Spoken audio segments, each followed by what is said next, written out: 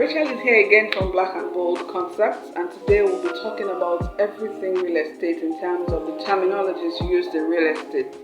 I'm sure you'd like to know a few things that agents use or real estate agents use in real estate so that it won't sound so new or odd when you start hearing them. And we're going to start with the very first of it, which is real estate. When we talk about real estate, it has to do with buildings, property, land, consisting of anything that is attached to it, be it permanently or temporarily, be it natural or man-made. That is what real estate is all about. So a real estate agent is who?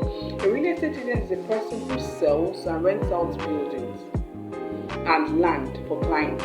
Now, as an estate agent, you have a mandate, or so to speak, a request from a client, either to help him or her rent a property, sell a property, buy a property, manage a property, or lease a property. That is the job of a real estate agent, right? Or that is who a real estate agent is. Another term used is the word prospect. A prospect is a person or people that have expressed their interest in buying a property or selling a property.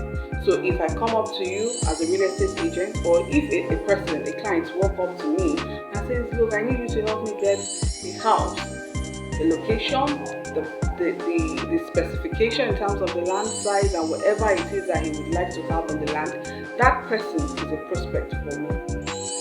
Now, another term that you usually hear when an agent or a property owner gives price is asking price. I know you've heard that word before. Asking price. Ask. That is the amount of money that the property seller wishes for a buyer to buy the property. So it does not mean that is the final price, but that is the asking, that is the price he wants to give from the onset. So as the buyer, you're now left with that to accept it or to negotiate. We also have the net price. When you talk about the net price, it's the cost of the sale. After you've gone ahead with the asking price, probably there was a negotiation and all that, the seller will now come up with, this is the last or the least I can go for this property, and that is your net price. This does not include professional charges that will be given to the agent that works with the client. We have the principal agent. The principal agent is an agent in charge of the operations of or person appointed by the property owner or the landlord. So the principal, so to speak, just like you have in high school, the principal is the head. So he's like the head of every other agent. So with him, they connect with the landlord. You can only get to the landlord through that agent. So he administers the services, consults all other agents that will be working with him, but he deals directly with the landlord or the seller. We also have the term that is used when they say as is. Probably you want to rent a property and the landlord says, I'm giving out this property, I need a tenant in this property, and I'm not making any changes here. I'm not doing any repairs. I'm not doing any other unnecessary expenses on this, and I'm not paying for anything that the tenant does on his own. Why? Because I'm giving it out as is. That is, no repairs, no management, no refund of funds or anything. So the way the tenant or the intended client or the prospect sees the property is the way he's going to get it. Nothing more, nothing less. Another term that we would like to talk about is closing or execution. Closing or execution means the transfer of ownership from the seller to the buyer, from the landlord to the tenant, and also finances or money has been paid for the necessary requirements requested for. And so all commitments have been met. The person that wants to buy has collected his property. The person that wants to rent has taken charge of the property, and the landlord or the seller has collected all financial implications necessary to be done, the commitments necessary to be done or needed to be done.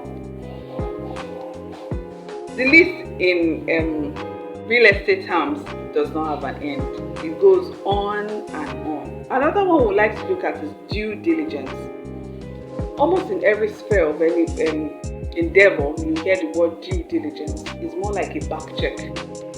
Due for whatever you want to get involved in. So when in real estate you talk about due diligence, you're talking about investigating the facts about the property, the physical and financial condition of the property and its location.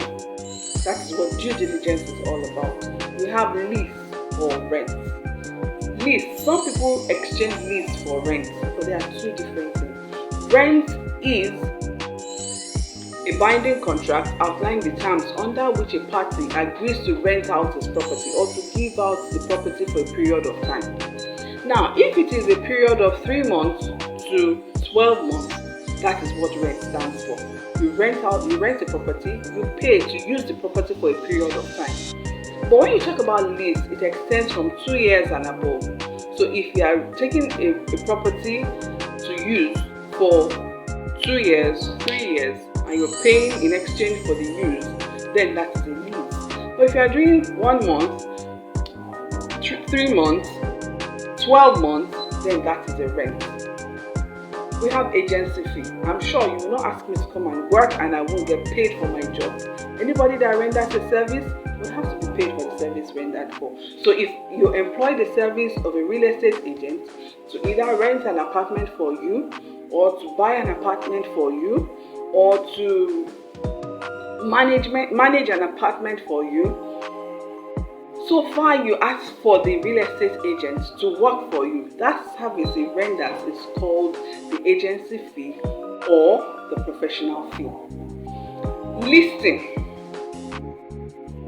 So many sites exist where you can drop a brief or a little detail about the properties you have for sale or for rent. So when you have the privilege to add up your own properties available to this list, is called listing. So there is a platform that is available for this.